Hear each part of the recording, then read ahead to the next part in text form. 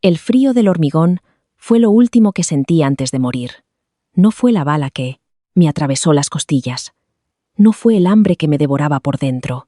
Fue el frío profundo de saber que mis padres habían pagado 2 millones de euros por rescatar a mi hermana. Y a mí me habían dejado pudrirme en la oscuridad. Cerré los ojos esperando el vacío. Pero cuando los abrí, no estaba muerta. Estaba sentada en la mesa de mi familia, 12 horas antes del secuestro. Y esta vez no iba a ser el sacrificio.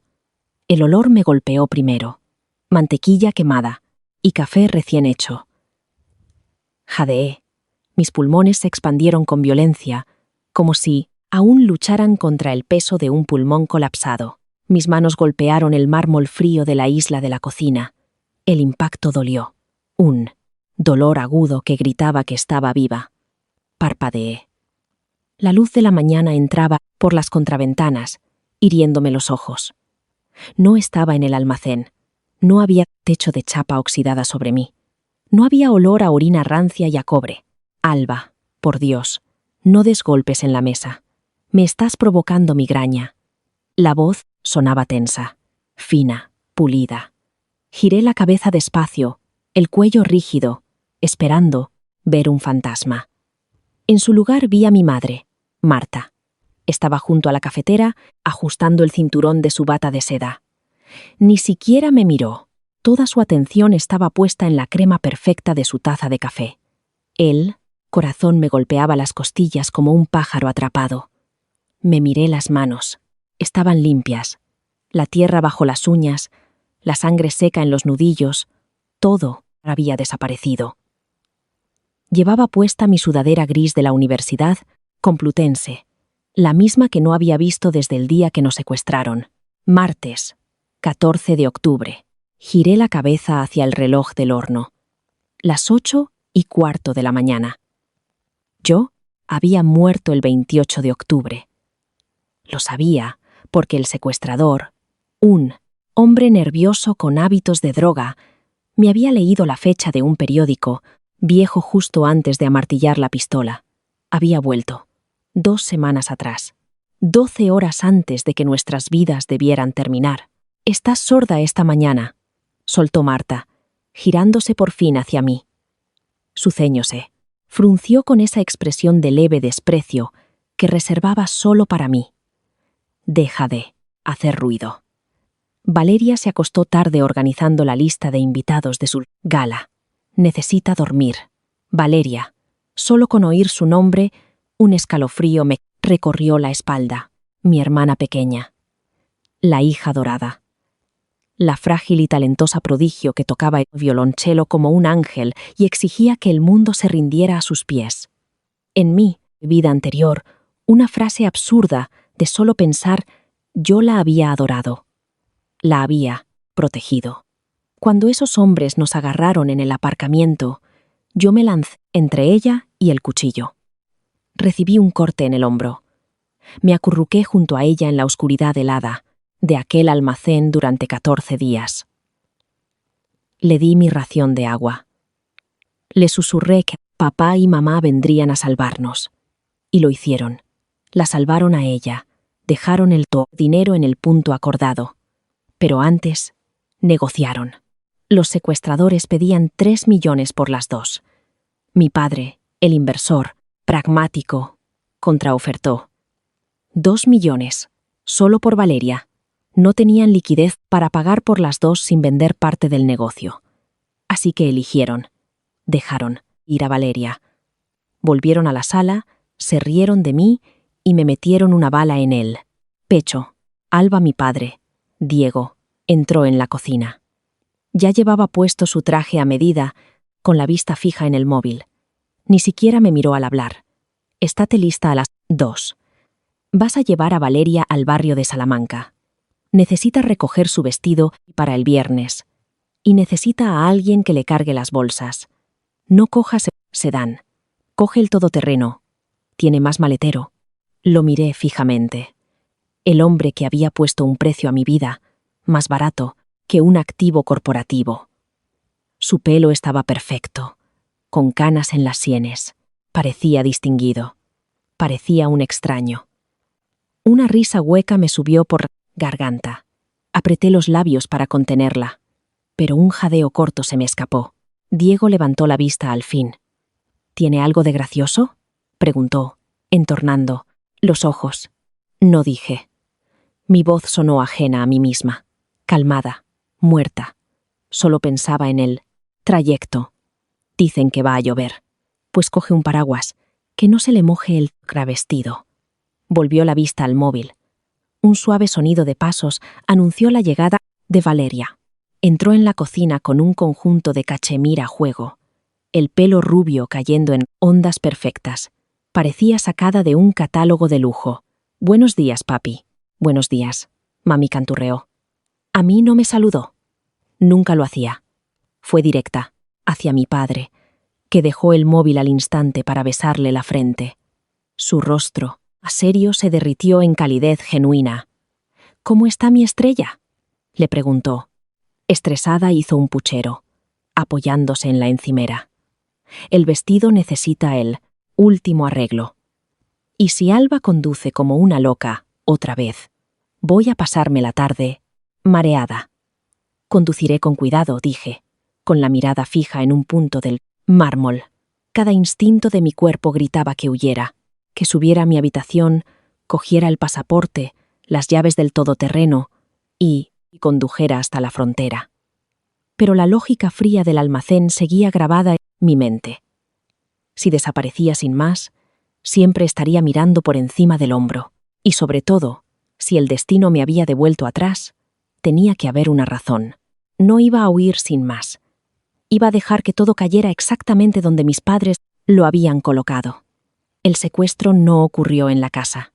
Ocurrió en el aparcamiento subterráneo del barrio de Salamanca. A las 3:15 de la tarde, 2 hombres en una furgoneta comercial blanca. En la primera línea temporal, Valeria caminaba delante de mí. La furgoneta se detuvo, la puerta lateral se abrió, y un hombre con pasamontañas la agarró del brazo. Yo solté las bolsas, corrí y lo tacleé. Ese fue mi error. Si me hubiera quedado atrás, solo se la habrían llevado a ella. Ni siquiera me querían a mí. Fui daño colateral por no soportar verla sufrir. Miré a Valeria, que ahora se quejaba a nuestra madre por el menú del catering de su fiesta. Ajena por completo al mundo fuera de su propio reflejo. 2 millones de euros, pensé. Cogí mi café frío y le di un sorbo. Sabía a ceniza. No te preocupes. Vale, dije en voz baja, dejando la taza. Me aseguraré de que llegues exactamente donde tienes que estar hoy. El trayecto hasta el centro fue de una normalidad angustiosa. El ritmo de los limpiaparabrisas empujando la llovizna sonaba como una cuenta atrás. Valeria iba en el asiento del copiloto, con música pop a todo volumen, escribiendo mensajes, sin parar. No me había dirigido ni una palabra desde que salimos, salvo para pedirme que subiera la calefacción. Mis manos agarraban el volante con fuerza. Los nudillos blancos. Estaba hiperconsciente de todo. El cielo gris presionando la ciudad. El asfalto negro y resbaladizo. Cada furgoneta blanca que pasaba me cortaba la respiración. Un dolor fantasma me latía en el pecho, justo donde entró la bala en la otra vida. Entramos en el aparcamiento subterráneo bajo el barrio de Salamanca a las 3:10. El aire olía a gasolina y humedad. Los fluorescentes zumbaban, tiñendo los coches de lujo de un amarillo enfermizo. Era exactamente como lo recordaba. Una tumba de hormigón. Aparca cerca del ascensor, ordenó Valeria, sin levantar la vista del móvil. No, pienso caminar con estos tacones. Claro, dije, con una voz extrañamente firme. Encontré un hueco cerca de los pilares, a unos 50 metros del ascensor. Un rincón apartado. El mismo sitio de la otra vez, porque el aparcamiento estaba lleno. Apagué el motor. El silencio en el coche fue ensordecedor. Vamos, suspiró Valeria, abriendo la puerta de golpe. No me esperó. Simplemente empezó a caminar.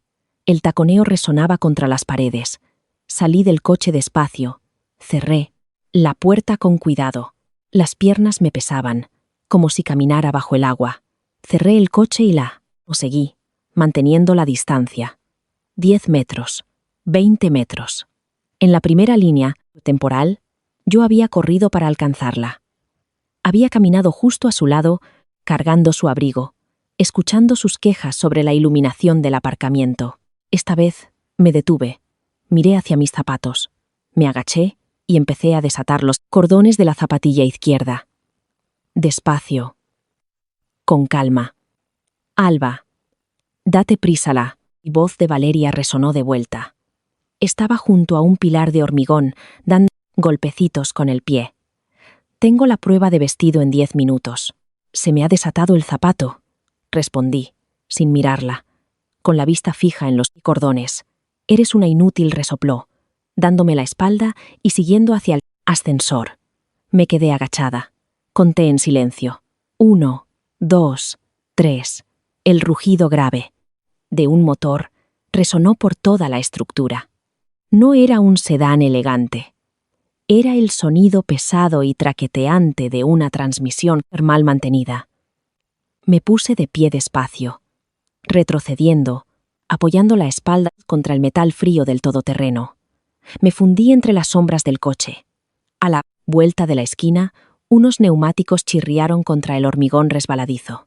Una furgoneta comercial blanca, vieja y golpeada, entró en el pasillo, sin ventanas en la parte trasera.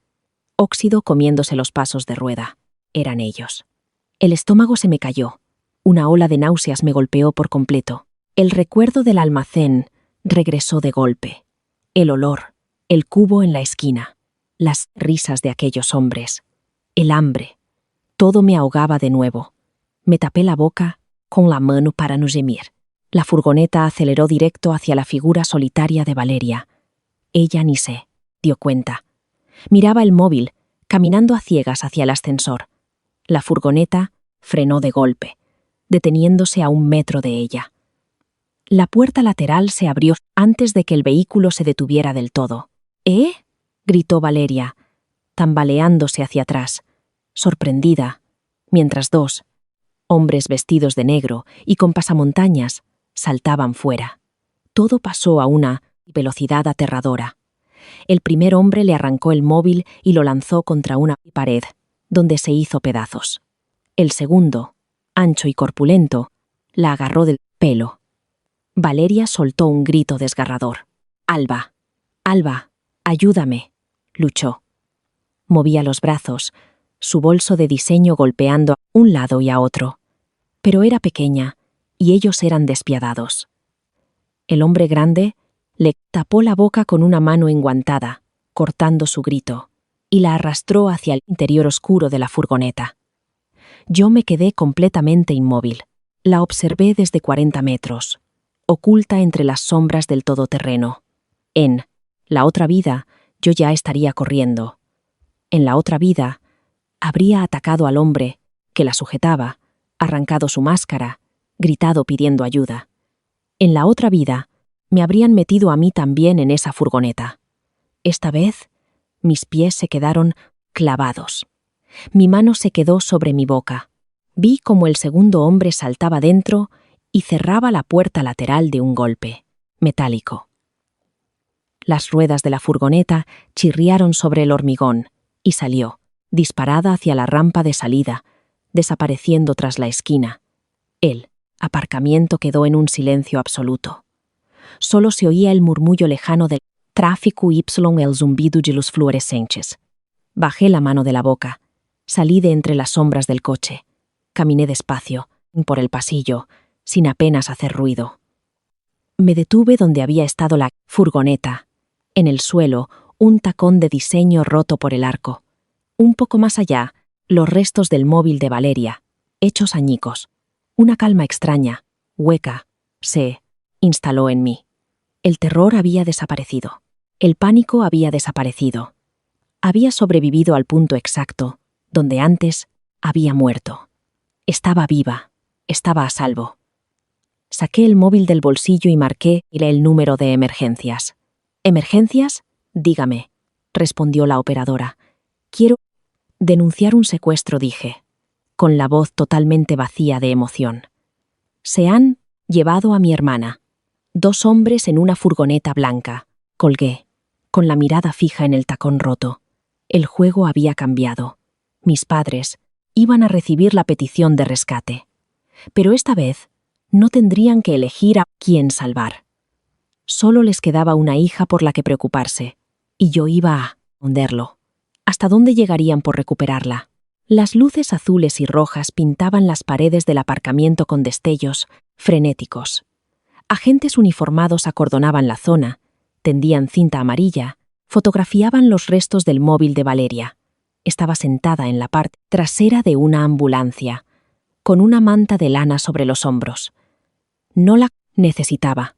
No temblaba de shock. Temblaba porque el aire húmedo del aparcamiento se sentía exactamente como el del almacén. Un detective se acercó. Se presentó como el detective Molina. Tenía unos ojos cansados y un traje barato que le colgaba del cuerpo. Alba dijo con suavidad, con la voz cuidadosamente calmada, como quien habla a un caballo atado. ¿Puedes contarme lo que pasó? ¿Una vez más? Sí, respondí, con un tono monótono, plano. Sonaba casi sedada. Y probablemente eso jugó a mi favor. Aparcamos. Valeria empezó a caminar hacia el ascensor. Me agaché a atarme el zapato. Cuando levanté la vista, la furgoneta ya estaba ahí. 2 hombres. Se la llevaron. ¿Viste la matrícula? No. Estaba cubierta de barro. Furgoneta blanca. Modelo antiguo. Tipo carga, sin ventanas traseras. Le di los detalles con precisión mecánica. Conocía esa furgoneta íntimamente. Conocía el patrón de óxido del parachoques trasero. Sabía que el piloto izquierdo estaba agrietado. Molina frunció el ceño, quizá notando mi falta de histeria. La mayoría de las hermanas estarían llorando, hiperventilando, suplicando que encontraran a su hermana. Yo solo miraba una mancha de grasa en el suelo. ¿No intentaste intervenir?, preguntó con suavidad. No era una acusación. Solo un investigador reuniendo datos. Lo miré a los ojos. Eran grandes. Llevaban máscaras. Pasó en 3 segundos. Para cuando me levanté, la puerta ya se cerraba. Para cuando me levanté, ya había decidido vivir, pensé, en silencio. El chirrido de unos neumáticos en la rampa interrumpió todo. El Mercedes negro, de mi padre, frenó de golpe fuera del perímetro policial. Las puertas se abrieron y Diego y Marta salieron corriendo hacia la cinta. Un agente levantó la mano para detenerlos. Diego lo apartó con la arrogancia de un hombre acostumbrado a con la obediencia absoluta. ¿Dónde está?, gritó Marta. Su voz aguda resonaba en el espacio. Su pelo, siempre perfecto, estaba deshecho. Parecía desesperada. Parecía una madre a quien acababan de arrancarle el corazón. Molina se adelantó a interceptarlos, mostrando su placa. Señor y señora Vega, soy el detective Molina. Necesito que se mantengan atrás. ¿Dónde está mi hija?, rugió Diego, agarrando al detective de la solapa. ¿Dónde está Valeria? Señor, necesito que se calme, dijo Molina con firmeza, apartando las manos de mi padre. Estamos haciendo todo lo posible. Ya estamos revisando las cámaras de tráfico. Los ojos frenéticos de Marta recorrieron el aparcamiento. Se posaron en mí. No corrió hacia mí. No me abrazó aliviada de que al menos una de sus hijas y estuviera a salvo. En su lugar, su rostro se contorsionó en pura furia. Se acercó, sus tacones golpeando el suelo con rabia, hasta quedar a centímetros de mi cara. ¿Dónde estabas?, siseó. La miré. Su perfume caro, floral y cítrico me revolvió el estómago. Estaba detrás de ella, dije. ¿Detrás de ella? Su voz subió hasta convertirse en un chillido. Se suponía que ibas a estar con ella. Suponía que la cuidabas. ¿Cómo dejaste que se la llevaran?, señora, advirtió Molina, acercándose. Su hija ha pasado por un evento traumático. Ella está bien. Marta se giró, señalándome con un dedo tembloroso. Mírala. Ni un rasguño. Se suponía que debía protegerla. Por eso te enviamos con Ella.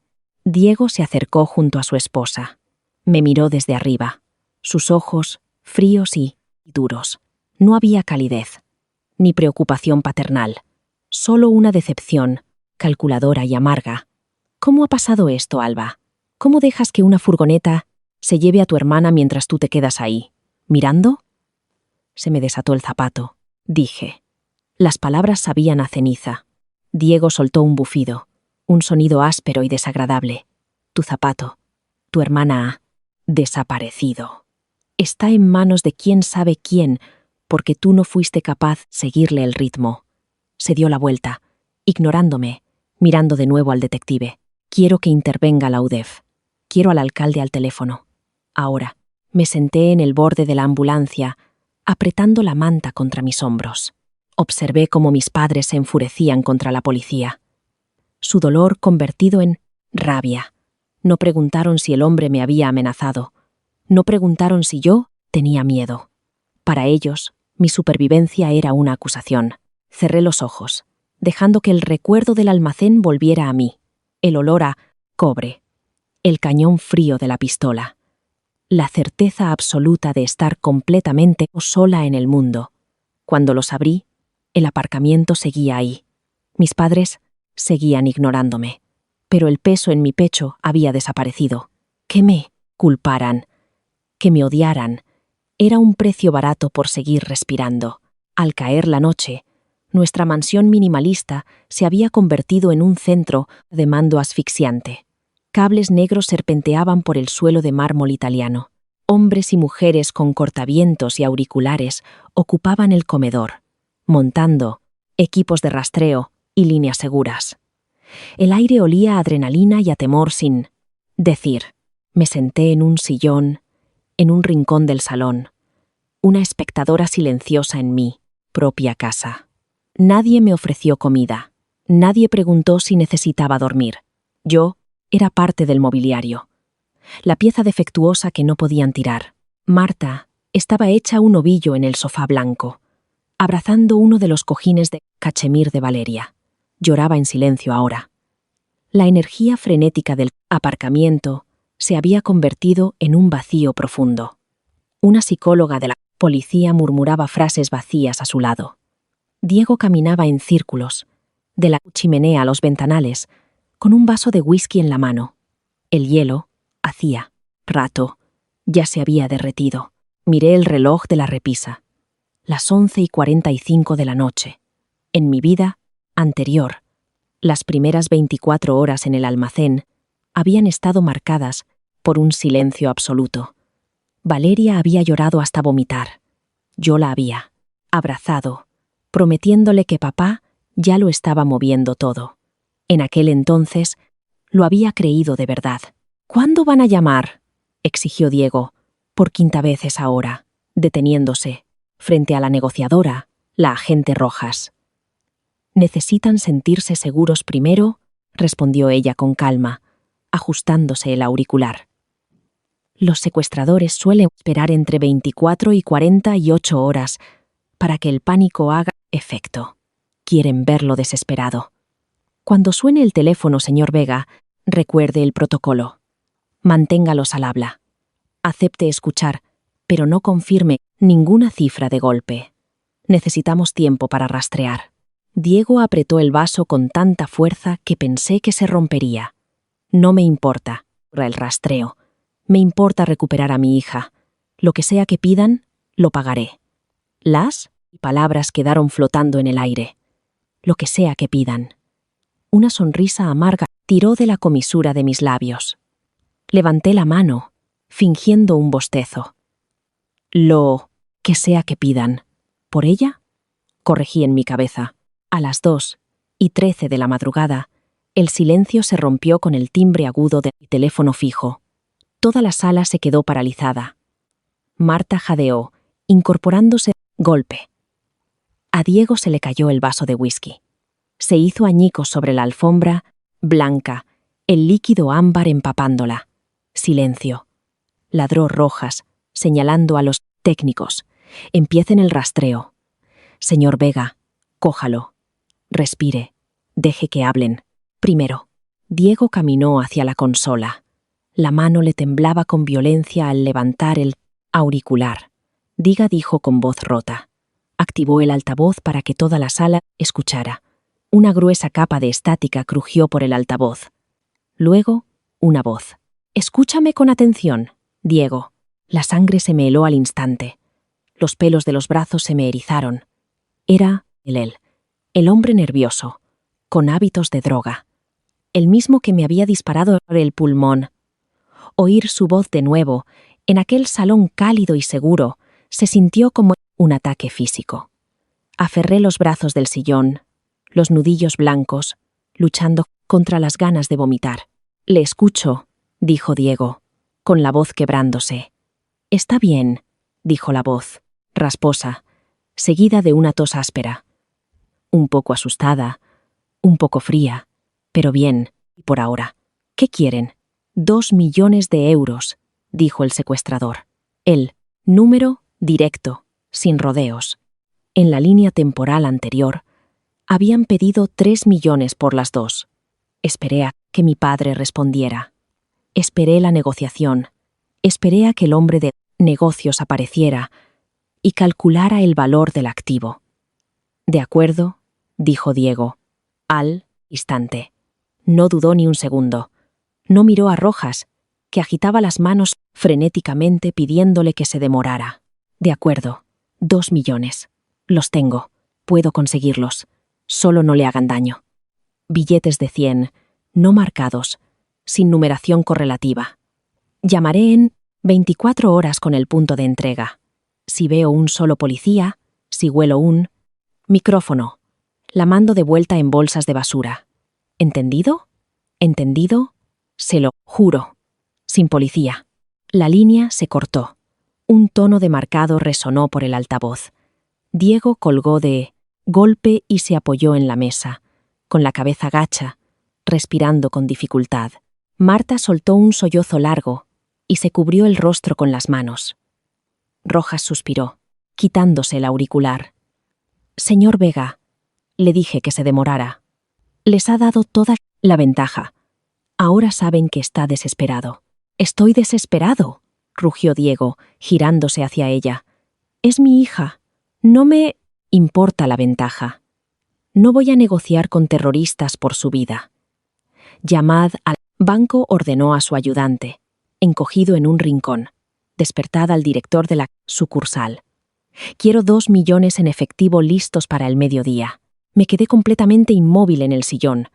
La sala estaba caótica, llena de energía frenética, pero yo estaba por completo aislada de todo. Una claridad fría y dura se asentó en mis huesos. No regateó. Cuando solo estaba Valeria en juego, los 2 millones fueron una necesidad instantánea, incuestionable. Cuando éramos las dos, por 3 millones, era una táctica de negociación. Yo no valía el millón extra. Yo no valía liquidar una cartera de acciones. Miré a mi padre, coordinando con desesperación el rescate de su hija dorada. Estaba aterrado. Un padre dispuesto a todo por salvar a su hija, solo que no a mí. Me recosté en el sillón y cerré los ojos. La pesadilla no había terminado, pero esta vez estaría despierta para cada segundo de ella. La presencia física de 2 millones de euros resulta sorprendentemente mundana. Observé desde el pasillo cómo el director del banco, pálido y sudoroso, arrastraba 2 pesadas bolsas de lona negra hasta el vestíbulo. Las abrió para que mi padre las inspeccionara. Dentro, fajos de billetes de 100 euros, envueltos en plástico, sin olor. Diego se arrodilló junto a las bolsas, pasando la mano temblorosa sobre el plástico. Parecía reverente. Para él, aquello no era dinero. Era la vida de Valeria, empaquetada y lista para el intercambio. ¿Está todo?, preguntó Diego, con la voz ronca. Hasta el último céntimo, señor Vega, susurró el director, secándose la frente con un pañuelo. No es dinero, correlativo. Tuvimos que sacarlo de 3 bóvedas regionales distintas para reunirlo tan rápido sin activar un bloqueo federal automático. El inspector Torres, el nuevo enlace de la UDEB, que había reemplazado a la agente a quien mi padre le gritó el día anterior. Se adelantó. Sostenía un pequeño dispositivo plano con una luz roja parpadeante. Señor Vega, le recomiendo encarecidamente que dejemos deslizar este localizador GPS en el inforro de una de las bolsas. Es microscópico. No lo encontrarán. Es la única forma de garantizar que los atrapemos después de que liberen a su hija. Diego se puso de pie de golpe, cerrando la cremallera de la bolsa con la punta del zapato. No. Si perdemos el dinero, no me importa el dinero, gritó, la voz quebrándose. Me importa Valeria. Dijeron sin localizadores. Dijeron sin policía. Sí, encuentran un chip en esa bolsa. La matarán. Usted no toca este dinero. Torres, suspiró, apretándose el puente de la nariz. Señor Vega, estos hombres son violentos. No tenemos garantía de que la liberen, aunque usted pague. Voy a asumir ese riesgo, gruñó Diego, agarrando las pesadas asas de las bolsas. Se tensó al levantarlas. Los nudillos, blancos. Retiren su vigilancia. Retírense. Si veo un solo coche sin identificar siguiéndome esta noche, demandaré a la Policía Nacional hasta hundirlos. Me quedé de pie en las sombras del pasillo, apoyando el hombro contra la pared de yeso frío. Observé a mi padre defender con fiereza los términos del intercambio. Era aterrador en su devoción, un león protegiendo a su cría. En la línea temporal anterior, cuando el rescate era de 3 millones por las dos, había dejado que la policía colocara el localizador. Había dejado que le pincharan el coche. Había discutido con los secuestradores por teléfono, intentando bajar el precio, dándole tiempo a la policía para rastrear la llamada. Su pragmatismo me había costado la vida, pero ahora, con solo su hija dorada en juego, abandonaba toda lógica por completo. Capitulaba sin condiciones. El secuestrador llamó de nuevo a la 1 y 2 de la madrugada. La casa estaba en un silencio sepulcral. Marta estaba arriba, dormida por los sedantes que le habían recetado. Yo estaba sentada en el último escalón, escuchando a mi padre coger el teléfono. «Tengo el dinero», dijo mi padre al instante. «Patio Ferroviario Municipal de Villaverde», respondió la voz rasposa. Era el mismo hombre. Oírlo ya no me daba náuseas. Solo me dejaba el pecho apretado y hueco, como un tambor vacío. Sector 4. Hay un vagón oxidado cubierto de grafitis azules. Deja las bolsas dentro. Te alejas. Esperas junto al coche. Sí, el dinero está bien. Ella saldrá. Si veo a alguien siguiéndote, no saldrá. La línea se cortó de golpe. Diego no dudó. Cogió las bolsas y salió hacia el garaje. Esperé a que las luces traseras de su Mercedes desaparecieran por el largo camino de entrada. Entonces me levanté. Fui a la cocina, abrí el cajón junto a la despensa y cogí las llaves del Volvo viejo del ama de llaves. Conocía ese patio ferroviario y, sobre todo, conocía el sector 4. Durante mis 14 días en aquel almacén helado, los secuestradores se habían descuidado. Creían que Valeria y yo estábamos demasiado débiles, demasiado rotas, para prestar atención. Había escuchado al hombre nervioso discutir con más grande sobre la logística del intercambio. Conocía su ruta de escape. No iban a salir en coche del patio ferroviario. La policía bloquearía las carreteras. Tenían una barca de fondo plano esperando el canal de drenaje que bordeaba el extremo sur de las vías. Si Diego hacía exactamente lo que pedían, ellos cogerían el dinero, liberarían a Valeria y desaparecerían río abajo. La policía nunca los atraparía. No podía permitir eso. No por justicia, no por el dinero. No podía dejar que escaparan porque conocían mi cara. En la primera línea temporal me habían disparado. Eran cabos sueltos. Y yo estaba harta de ser víctima de los cabos sueltos. Salí por la puerta trasera. El aire frío de la noche me mordía las mejillas. Subí al Volvo. El motor arrancó con un rugido bajo y fiable. No encendí los faros hasta llevar medio kilómetro recorrido. Tenía 45 minutos para llegar al patio ferroviario, encontrar el canal de drenaje y asegurarme de que la transacción perfecta de 2 millones de euros de mis padres terminara en un caos absoluto. El patio ferroviario municipal era un cementerio industrial en decadencia. Torres de contenedores oxidados y vagones abandonados formaban un laberinto de sombras afiladas y callejones sin salida. La lluvia había arreciado, convirtiendo los caminos de tierra en un barro aceitoso que olía a diésel, madera podrida. Aparqué el Volvo a 1 kilómetro de distancia, escondido tras un restaurante abandonado en las afueras de la zona industrial. Me subí la capucha de la sudadera oscura y caminé el resto del camino, pegada a la maleza junto a la valla perimetral. Me colé por un hueco en la alambrada. Se lo había oído, presumir al hombre nervioso. Mis zapatillas se hundían en el barro. Me moví en silencio, con los sentidos al límite. Cada rama que crujía sonaba como un disparo. Me dirigí hacia el sector 4. No necesitaba ver el grafiti azul para saber que estaba cerca. Podía oír el ronroneo grave de una furgoneta escondida en la oscuridad. Subí por una vieja escalera de mantenimiento en el lateral de un silo de grano oxidado, deteniéndome a media altura en una pequeña plataforma metálica. Me daba una vista perfecta. A 50 metros, el Mercedes negro estaba aparcado, las luces apagadas. Diego estaba de pie junto al coche, con las 2 bolsas de lona, esperando bajo la lluvia helada. Un haz de luz se encendió entre las sombras cerca del vagón. Parpadeó 2 veces. La señal. Diego caminó hacia adelante. Sus pasos, pesados, deliberados, llegó al vagón, dejó las bolsas dentro y retrocedió de inmediato, levantando las manos para mostrar que iba desarmado. Volvió a su coche, apoyándose en el capó, el pecho agitado por respiraciones profundas. Pasaron 5 minutos agónicos. Solo se oía la lluvia golpeando el metal hueco. Entonces, una figura emergió de la oscuridad. Era Valeria. Caminaba, tambaleándose, las manos atadas con bridas de plástico. Llevaba la misma ropa del secuestro, ahora manchada y empapada. Parecía aterrada, mirando de un lado a otro como un animal acorralado. «¡Valeria!», gritó Diego, corriendo hacia ella, resbalando en el barro pero recuperando el equilibrio. Chocó con ella, envolviéndola con los brazos, hundiendo el rostro en su pelo mojado.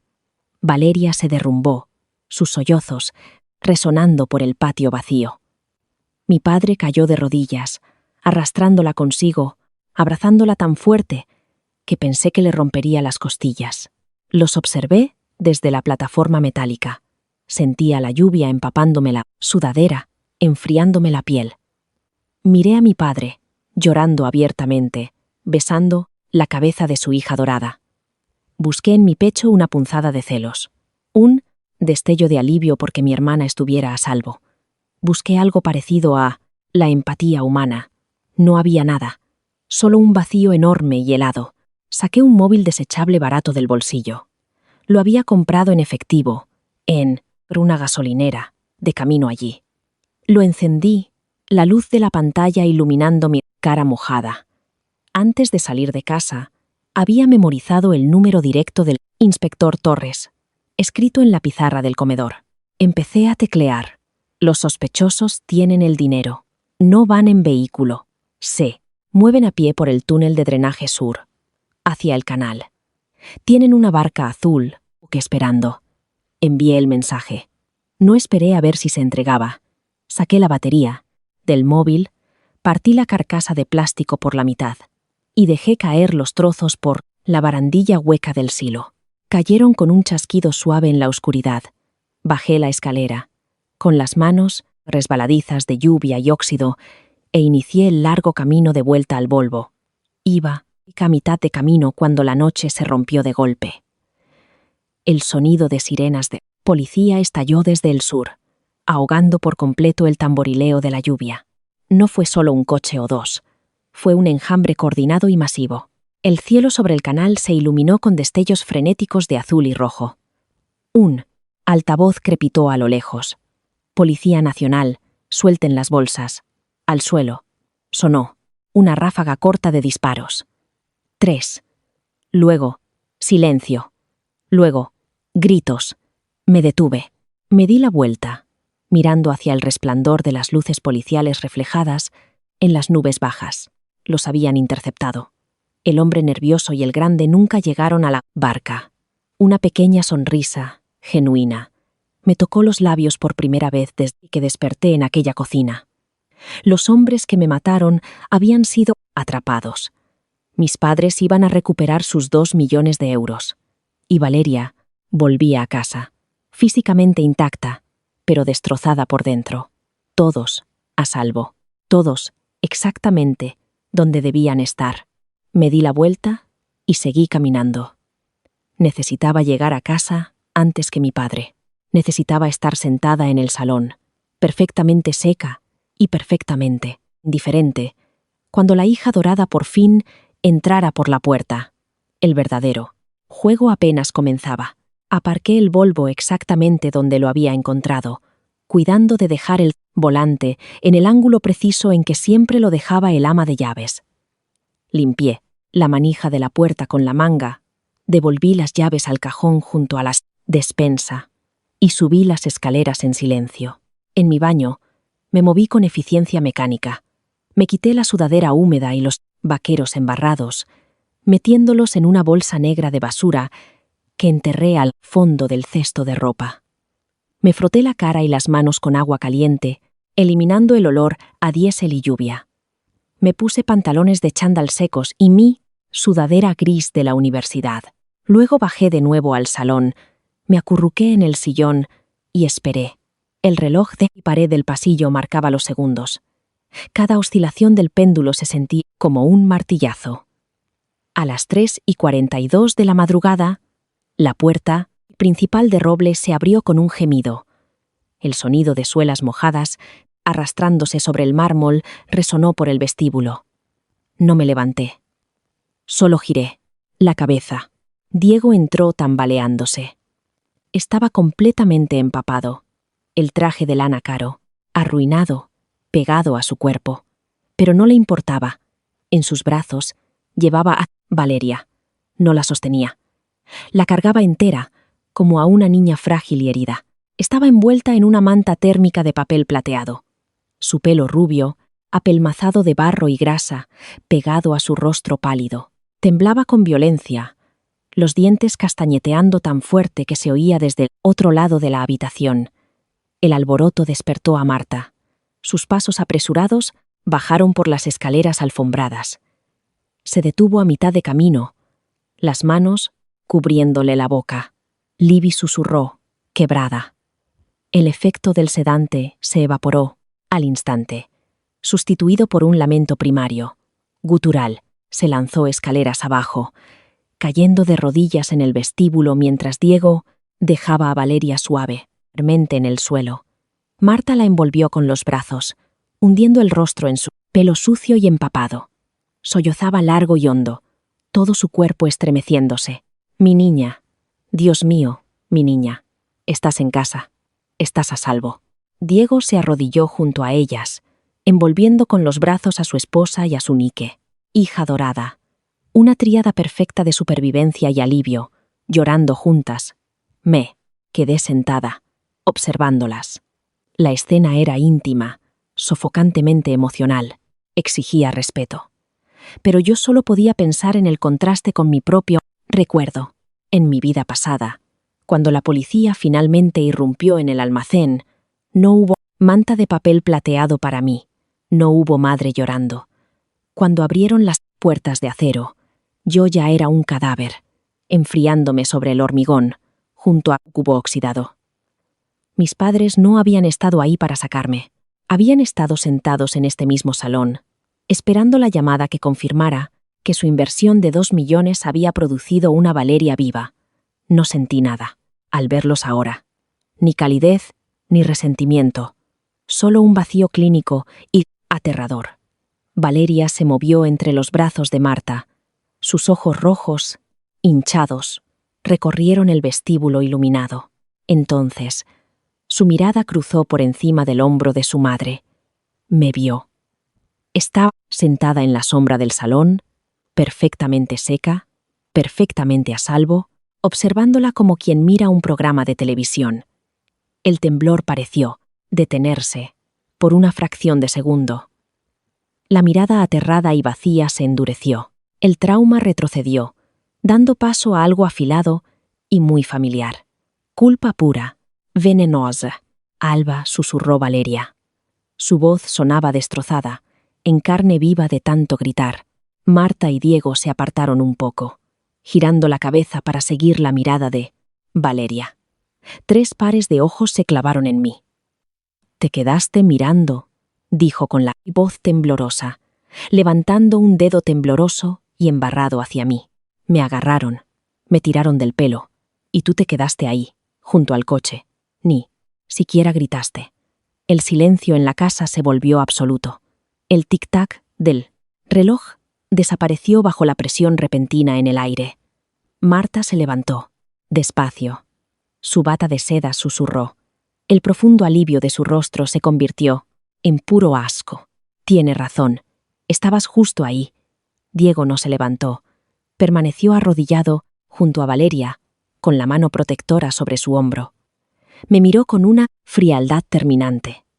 Era la mirada de un hombre que acababa de cortar un lazo, mentalmente. Un contrato empresarial rescindido por negligencia grave. Se me desató el zapato, dije. Mi voz sonó calmada, firme, sin rastro de la histeria que esperaban. No me defendí, no me disculpé. Cobarde siseó Marta, dando un paso hacia el salón. Tu hermana fue secuestrada por monstruos, y tú no hiciste absolutamente nada. Ya está en casa, respondí, sosteniendo la mirada furiosa de mi madre. Eso es lo que importa, ¿no? Descrucé las piernas, me levanté del sillón y caminé hacia las escaleras. No los miré al pasar. Subí, entré en mi habitación y cerré la puerta con llave. Me tumbé en la cama mirando el techo. Y por primera vez, desde que desperté en esta segunda vida, dormí de un tirón. La casa se sentía completamente distinta por la mañana. La energía frenética, aterradora del secuestro, había sido reemplazada por una calma pesada y opresiva. Las cortinas estaban cerradas contra el sol. Entré en la cocina a las 9 para encontrar al inspector Torres junto a la isla de mármol, con una taza de café en la mano. Mi padre estaba sentado frente a él, con un traje impecable recién planchado. Parecía agotado. Las ojeras profundas, pero su postura, rígida, había recuperado el control. Torres hizo una pausa cuando entré. Me serví un vaso de agua fría, consciente de sus miradas en mi espalda. Continúe, ordenó Diego, sin reconocer mi presencia. Como decía, señor Vega. Fue un milagro, dijo Torres, bajando ligeramente la voz. La comisaría local recibió un mensaje anónimo desde un móvil desechable. Detallaba su ruta de escape exacta. Sector 4, túnel de drenaje sur, barca azul. Teníamos a los antidisturbios esperando en el canal antes de que los sospechosos llegaran siquiera al agua. La mandíbula de mi padre se tensó. Un músculo palpitaba visiblemente en su mejilla. ¿Y el dinero? Recuperado en su totalidad, confirmó Torres, con una sonrisa tensa pero tranquilizadora. Está en un depósito de pruebas en el centro. En cuanto el fiscal registre los números de serie para el juicio, se devolverá a su cuenta. No perdió ni un céntimo. Diego no parecía aliviado. Parecía furioso. Se levantó, caminando en línea corta, por la cocina. Alguien intervino. Alguien sabía la ubicación del punto de entrega y avisó a la policía. El secuestrador me dijo explícitamente que si veía a la policía, la mataría. Señor, no vieron a la policía hasta que su hija ya estaba a salvo en su coche, señaló Torres con delicadeza. Quien nos avisó esperó hasta que la transacción se completara. Calculó el momento a la perfección. Fue un riesgo estúpido e irresponsable, espetó Diego, golpeando la palma contra el mármol. El sonido seco hizo que Torres se sobresaltara. Si esa furgoneta hubiera tenido radio, si hubieran tenido a alguien vigilando la frecuencia policial, podrían haber matado a Valeria ahí mismo. Quien mandó ese mensaje jugó a ser Dios con la vida de mi hija, no pensé, dejando que el agua fría bajara por mi garganta. Yo jugué a ser Dios, con mi propia vida. Valeria solo fue el cebo. Estamos investigando el móvil desechable, dijo Torres, visiblemente tratando de desescalar la ira del magnate. Pero, sinceramente, señor Vega, debería agradecerle a quien lo hizo. Esos hombres eran profesionales. Si hubieran llegado al canal, habrían desaparecido. Y conocían su rostro, conocían el de su hija. Diego dejó de caminar. Se quedó mirando la nevera de acero inoxidable. Su ira dio paso a un silencio frío y calculador. El hombre de negocios procesaba las variables. La amenaza, neutralizada. El capital, recuperado. El activo, asegurado. Quiero que los encierren para siempre, dijo Diego en voz baja. Lo que sea necesario para que no vuelvan a ver la luz del día. Mis abogados lo proveerán. No será un problema, asintió Torres. Sobre todo, en cuanto tengamos la declaración de Valeria. Su testimonio será el clavo final. La mención de la declaración de Valeria quedó flotando en el aire pesadamente. Torres se fue poco. Después, con una leve inclinación de cabeza hacia mí, mientras salía por la puerta principal. En cuanto se cerró la puerta, mi padre se giró hacia mí. Mi despacho. Ahora lo seguí. El despacho era una sala oscura, revestida de roble, que olía a papel viejo y cuero. Era donde Diego despedía a ejecutivos y negociaba adquisiciones hostiles. Marta ya estaba sentada en el sofá de cuero, con una taza de infusión entre las manos pálidas. Parecía agotada, los ojos rojos y duros. Me quedé de pie en el centro de la sala. Diego se colocó tras su enorme escritorio de caoba, sin sentarse.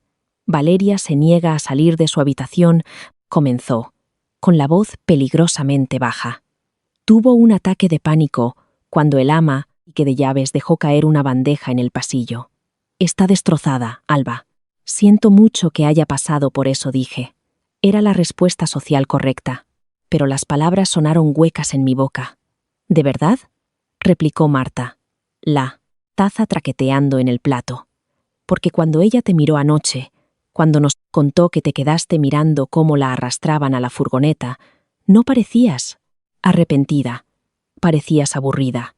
Estaba en shock, mentí, con suavidad. Era más fácil darles una palabra clínica que explicar que la había sacrificado voluntariamente para salvarme. Shock, repitió Diego, saboreando la palabra con desprecio. Eres mayor, eres más grande. Confiaban en que la cuidaras. No me importa el shock, me importan los resultados. Y el resultado es que tu hermana pasó 36 horas en el infierno porque eres una cobarde. Lo miré. Miré al hombre que, en otra vida, había valorado un porcentaje de su cartera de acciones por encima del aire en mis pulmones. No podría haberlos detenido, dije en voz baja, mirando directamente a sus ojos fríos. Eran dos. Sí, hubiera luchado. Me habrían llevado a mí también. Entonces deberías haber ido, con ella gritó, Marta, poniéndose de pie con tanta violencia que derramó la infusión sobre la alfombra. Deberías haber estado en esa furgoneta con ella. No dejas a tu hermana sola en la oscuridad. La honestidad brutal de su grito me golpeó como un puñetazo físico. Deberías haber ido con ella. No querían solo que la protegiera, querían que sufriera con ella. Si Valeria tenía que pasar por el terror, era mi deber, como hija de segunda, absorber la mitad del dolor. No discutí. No lloré. El último hilo que me ataba a esa gente se rompió, en silencio, en el fondo de mi mente. Entendido, dije en voz baja. Les di la espalda y salí del despacho, dejando la pesada puerta de caoba abierta de par en par tras de mí. Por fin era libre. Los siguientes 3 días convirtieron nuestra casa en un santuario estéril y asfixiante, dedicado por completo ao trauma de Valeria. Las cortinas de terciopelo permanecían cerradas. Terapeutas de élite entraban y salían del vestíbulo, hablando en susurros reverentes, como si alguien hubiera muerto de verdad.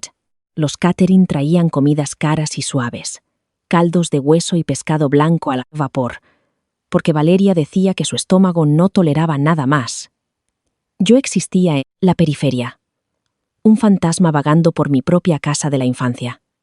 Nadie me hablaba, nadie me miraba. Mis padres habían levantado una zona de cuarentena invisible a mi alrededor, tratando mi falta de victimización como una enfermedad contagiosa. No me importaba. El silencio me daba exactamente lo que necesitaba. Tiempo. Sabía que mi padre castigaba el fracaso retirando activos. Solo era cuestión de tiempo antes de que decidiera castigarme formalmente por mi cobardía. Iba a congelar mis tarjetas, revocar mi matrícula, encerrarme en una jaula financiera hasta que me quebrara y suplicara el perdón de mi hermana. No pensaba darle esa oportunidad. El jueves por la mañana, mientras Marta estaba arriba, sujetando la mano de Valeria durante una sesión de meditación guiada, salí de casa y conduje el Volvo hasta la banca privada del centro. Me senté frente a un joven asesor financiero. Llevaba un traje azul impecable, una sonrisa comprensiva bien ensayada. Sabía quién era yo.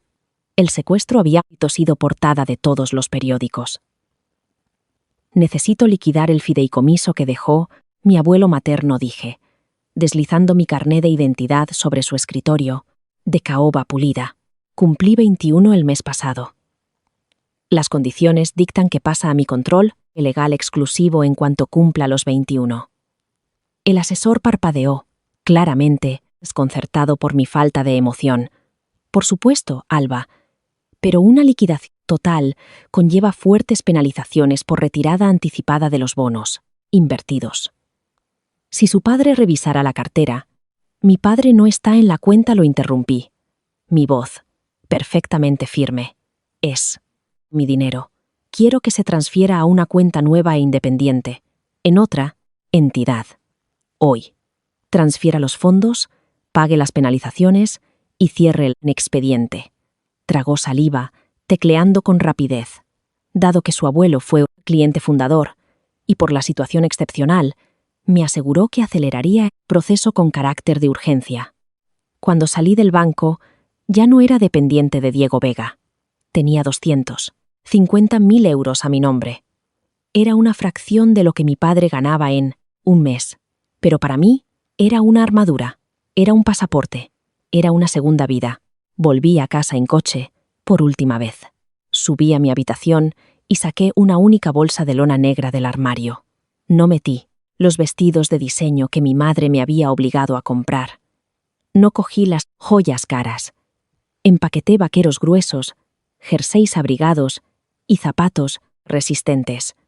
Empaqueté mi pasaporte, mi partida de nacimiento y el móvil desechable nuevo que había comprado de camino a casa. Me quedé de pie en el centro de mi habitación, mirando alrededor. Las paredes, blancas impecables, la alfombra suave, las estanterías perfectamente ordenadas. Nada de aquello significaba nada para mí.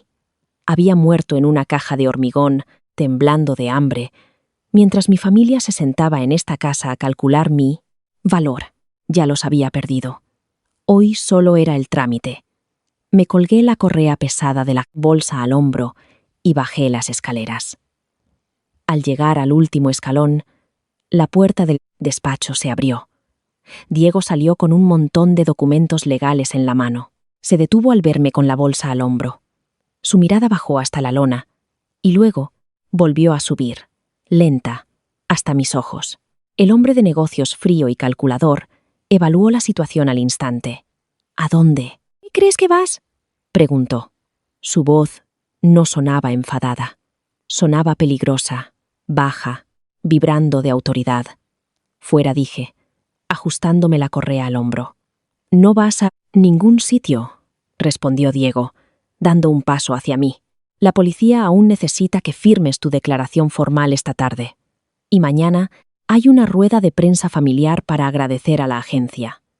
Vas a estar detrás de tu hermana y vas a parecer que la apoyas. Firmé mi declaración hace una hora. En la comisaría le dije, manteniendo la distancia. Y no estaré en la rueda de prensa. Me voy. Marta salió de la cocina, con una bandeja de infusión intacta en las manos. Me vio de pie en el vestíbulo con la bolsa, y su cara se contorsionó en un desprecio familiar. «Déjala ir», Diego resopló Marta, con la voz cargada de veneno. «Si quiere huir, porque no soporta la culpa de lo que le hizo a su hermana, que se vaya. No necesitamos una cobarde en esta casa». Diego ignoró a su esposa. Mantuvo la mirada fija en mí. Dio un paso adelante, invadiendo mi espacio, usando su altura para intimidarme. Era una táctica que había funcionado sin fallos durante 21 años. Pero la chica a la que aterrorizaba antes había muerto desangrada en el suelo de un almacén. «Si cruzas esa puerta», dijo Diego, con las palabras medidas y afiladas como «cristal roto se acabó. Te cancelo las tarjetas. Te quito la matrícula.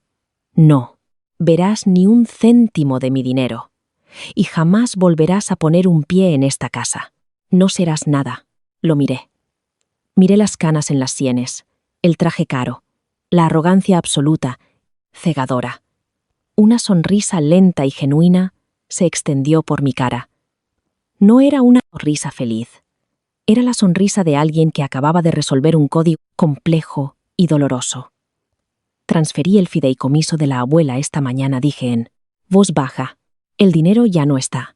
Las tarjetas están en el cajón de mi escritorio».